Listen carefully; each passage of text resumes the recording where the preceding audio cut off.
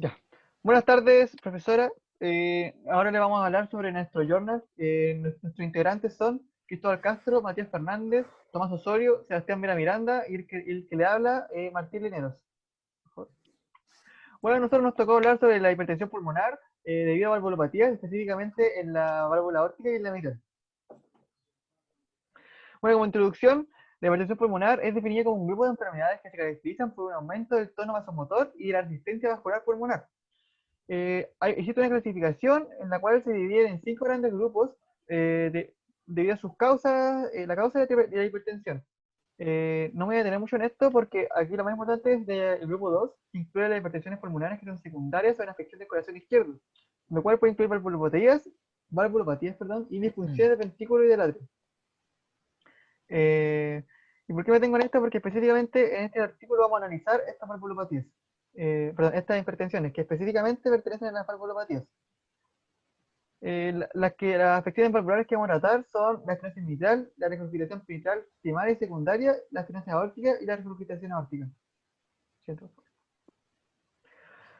Bueno, como mencioné antes, la hipertensión que nos tocó a nosotros pertenece al grupo 2 de las hipertensiones, las cuales se caracterizan por tener una presión arterial media pulmonar mayor a 25 milímetros de mercurio y una presión de enclavamiento pulmonar mayor o igual a 15 milímetros de mercurio. Y también es la única hipertensión que presenta que es del tipo postcapilar, lo cual quiere decir que es la versión venosa la que se ve comprometida. También como para agregar cómo se mide la presión de enclavamiento pulmonar, bueno, esta presión primero hay que decir que es utilizada para evaluar el llenado del ventrículo izquierdo, representa la presión del atrio izquierdo y también puede evaluar la función de la válvula mitral. Esto se mide introduciendo un catéter multiluminoso con punta de balón en una vena central, la cual se introduce hasta que llegue a la arteria pulmonar. ¿Siento? Bueno, en cuanto a la epidemiología, para los datos que entrega el siguiente artículo, se debieron haber utilizado cateterismo cardíaco derecho para medirlo, pero en su lugar se ocuparon estudios ecocardiográficos, los cuales consisten en que la presión sistólica pulmonar se estima mediante la velocidad de regurgitación de la válvula tricúspide. ¿Cómo se interpreta esto? Que los datos más relevantes son cuando la presión sistólica pulmonar es mayor o igual a 50 milímetros de mercurio, con una velocidad de la tricúspide de 3,5 metros por segundo, o también puede ser una presión sistólica mayor o igual a 60 milímetros de mercurio, con una velocidad de la tricúspide de 3,9 metros por segundo. Cabe recalcar que en algunas de las valvulopatías va a requerir cirugía y en otras no. Ya. Los mecanismos de la hipertensión pulmonar en enfermedades valvulares aórticas y mitral. Hay que distinguir primero que las cardiopatías asociadas al lado izquierdo del corazón se aplica una serie de características tales como la presión arterial auricular y presión de enclavamiento de la arteria pulmonar aumentada y un bajo gradiente transpulmonar y nivel pulmonar. En el caso de la insuficiencia mitral y la estenosis mitral, son enfermedades que comparten estas características, las anteriormente ya dichas, así también de la estenosis aórtica y la regurgitación aórtica. Ahora bien, ¿qué diferencia hay entre estas dos? Que en estos primeros repercuten directamente sobre la presión de la aurícula izquierda. Y en el segundo caso, que era estenosis aórtica y regurgitación aórtica, repercute indirectamente sobre la presión de la aurícula izquierda. Ahora, ¿por qué aumenta el LAP?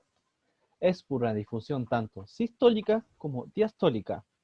En el caso de una disfunción sistólica se aprecia una FEVI, fracción de eyección ventricular izquierda, reducida y una tensión también reducida. En la disfunción diastólica, en cambio, se aprecia una relajación anómala del corazón y una mayor rigidez.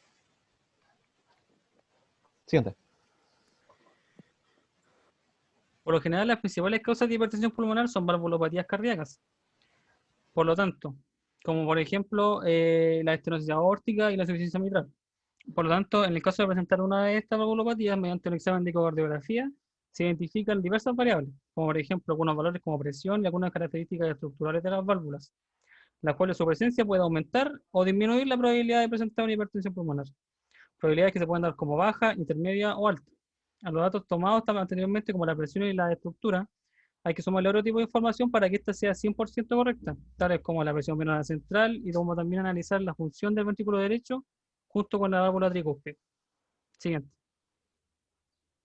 Bueno, para el diagnóstico diferencial, nosotros tenemos dos grandes estudios que vamos a hacer al paciente. Uno es el ecocardiograma, con el cual podremos ver imágenes del corazón y cómo se encuentran sus ventrículos y atrios. Y la otra es el cateterismo del cardíaco derecho, con el cual podremos ver el flujo y las presiones que existen en el corazón.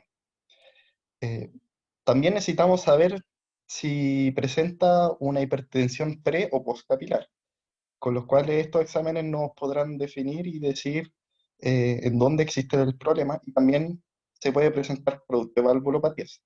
No siempre es así, como lo veremos en el siguiente esquema. Siguiente. En el esquema de arriba nos presentan el caso de que la hipertensión pulmonar no es producto de la valvulopatía mitral, en este caso, sino por otras enfermedades pulmonares. Por eso la presión arterial pulmonar está elevada, y mientras que la presión auricular izquierda, tanto como la presión del ventrículo izquierdo, están de forma normal. Y en la de abajo se nos presenta el caso en el cual la valvulopatía, si bien está presente, no es severa, no es lo que causa la hipertensión pulmonar. Pues aquí se puede producir en casos como cuando hay insuficiencia en el ventrículo izquierdo y no puede eyectar toda la sangre, lo cual hace de que se acumule aquí en el ventrículo y aumente la presión, por consiguiente se aumentará en la aurícula y por consiguiente en los capilares pulmonares. Eh, en este caso no sería la culpa de una valvulopatía, sin embargo, el que éste esté presente sí puede agravar el problema. Siempre.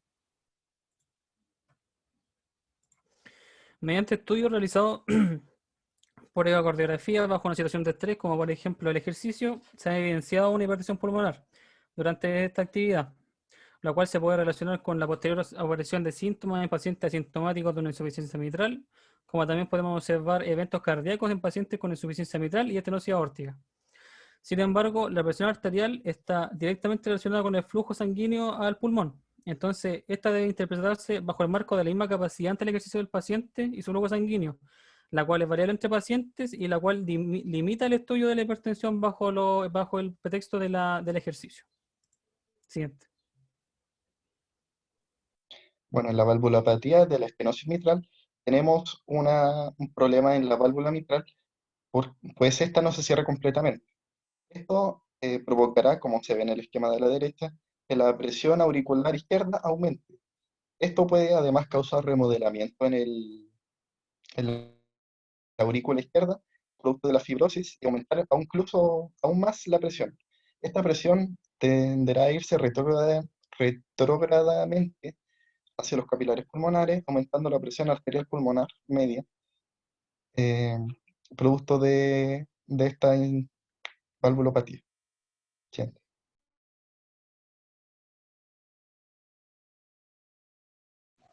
En la insuficiencia mitral primaria, esta se genera por una anomalía en alguna estructura específica de la válvula.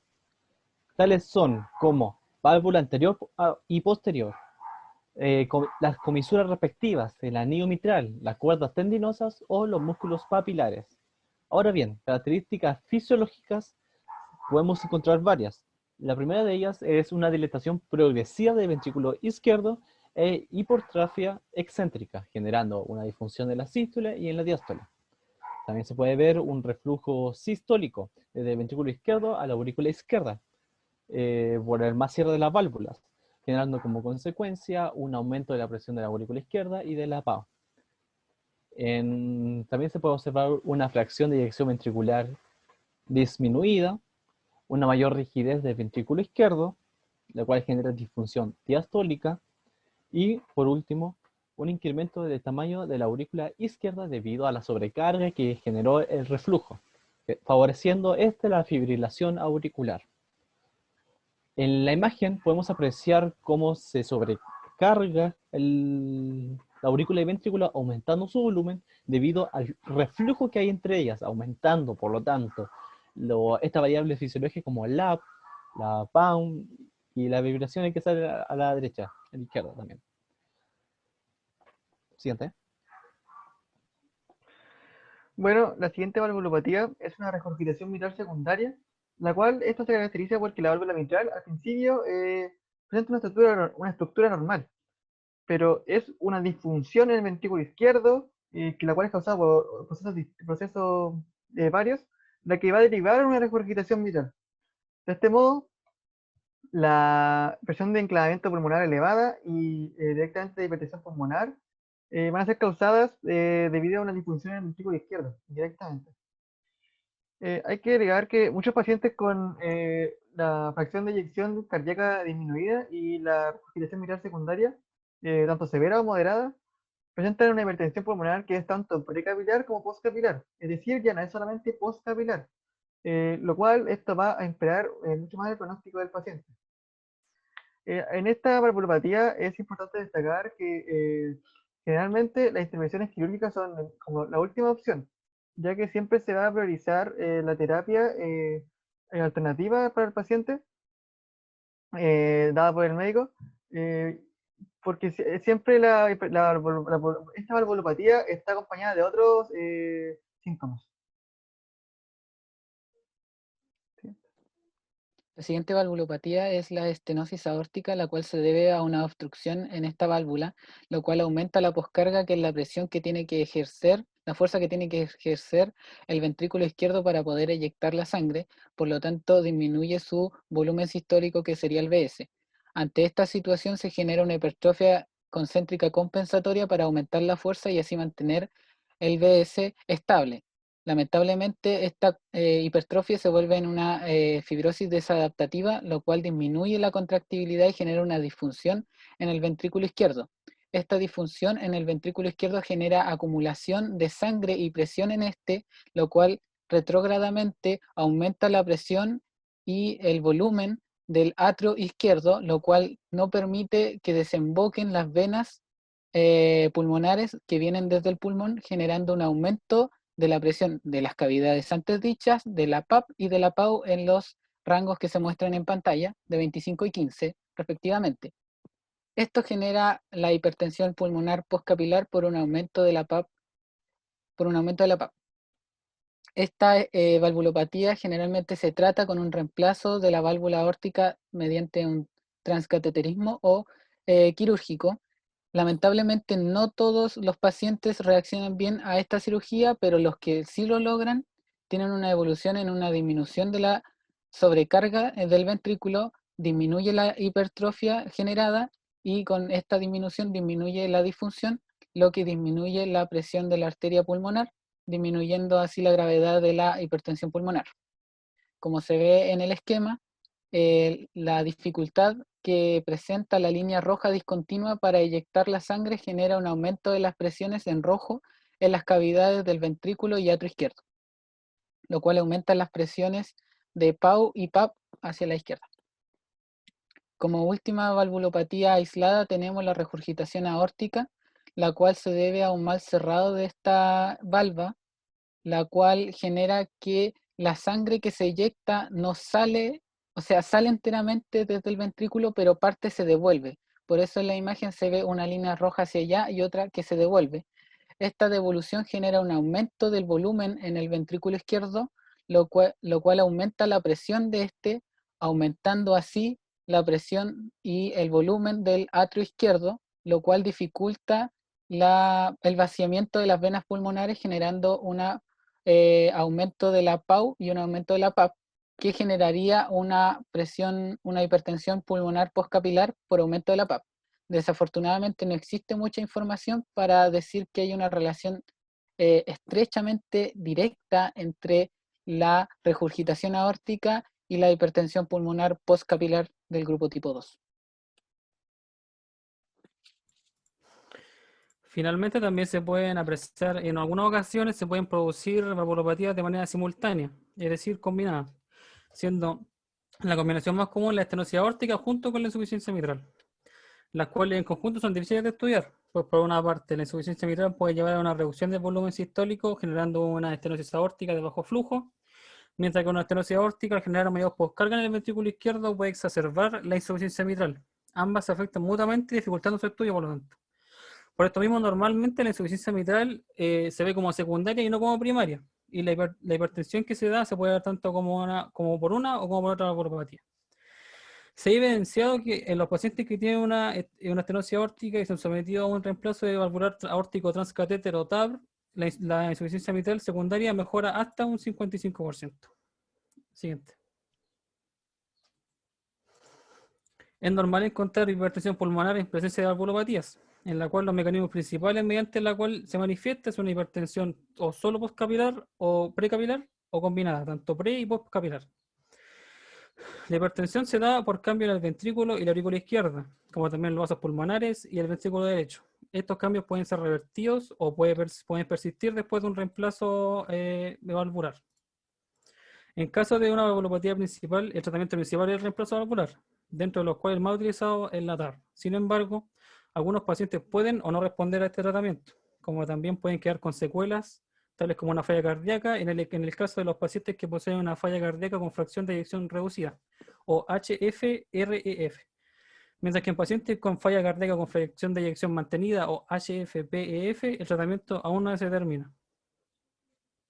Últimamente se ha estado utilizando un tratamiento con un fármaco inhibidor de la 5-fosfodiesterasa sildenafil, con el motivo de disminuir los síntomas de los pacientes con hipertensión pulmonar persistente después de un reemplazo valvular. Sin embargo, esta terapia no ha dado buenos resultados y de hecho incluso ha llevado a algunos pacientes a la muerte. Siguiente. Para concluir, en el paper anteriormente presentado, se pudo conseguir información sobre la hipertensión pulmonar, que esta puede tener diversas causas, como dentro de las cuales la más preponderante debido a una falla cardíaca por alguna valvulopatía. También se enfatizaron los diversos blancos de análisis en el caso de una hipertensión, tales como algunos valores de presión y algunas estructuras propias del corazón. Se analizó la hipertensión en el ejercicio y también lo principal se analizaron las 4 principales valvulopatías presentes en la población, tales como la insuficiencia mitral, la estenosis aórtica, la regurgitación, etc. El buen análisis de los cambios en la hipertensión pulmonar ante diversas situaciones, como también sus causas, consecuencias y mecanismos mediante la cual la hipertensión se da, ayuda a un buen diagnóstico, como también la realización correcta de diversos tratamientos, tales como el reemplazo valvular que ya hablamos antes de él. Y hoy en día se están realizando una cantidad muy grande de procedimientos de reemplazo valvular, lo cual mejora los síntomas y evita la muerte de los pacientes hasta cierto punto. Sin embargo, también va de la mano el aumento de pacientes con insuficiencia cardíaca e hipertensión pulmonar persistente después del reemplazo. Por lo tanto, es muy importante seguir investigando la fisiopatología y los mecanismos de estos pacientes para asegurar un buen tratamiento y pronóstico. Siguiente. Bueno, y para concluir, tenemos este esquema final en el cual se presenta la clasificación de las hipertensiones pulmonares según Gallier et al., el cual lo divide en 5 grupos, donde nos concentraremos en el segundo grupo, que son de las enfermedades del corazón izquierdo por valvulopatías, las cuales pueden ser congénitas o por la edad. Dentro de las congénitas tenemos la regurgitación aórtica mitral, por ejemplo, y por la edad vendría siendo la estenosis aórtica por calcificación. Estas valvulopatías, que son 5, y la sexta, que vendría a ser una combinación de ellas, tienen diversas causas y mecanismos, pero todas generan unas mismas consecuencias hemodinámicas, las cuales serían un aumento de la presión de eyección del ventrículo izquierdo, un aumento de presión del atrio izquierdo y un aumento de la presión media de la arteria pulmonar superior a los 25 milímetros de mercurio y un aumento de la presión de enclavamiento de la arteria pulmonar media mayor a 15 milímetros de mercurio. Estas valvulopatías se pueden tratar con reemplazo valvular, pero desafortunadamente no en todas se generan un buen resultado. Gracias por su atención. Espero lo hayan disfrutado.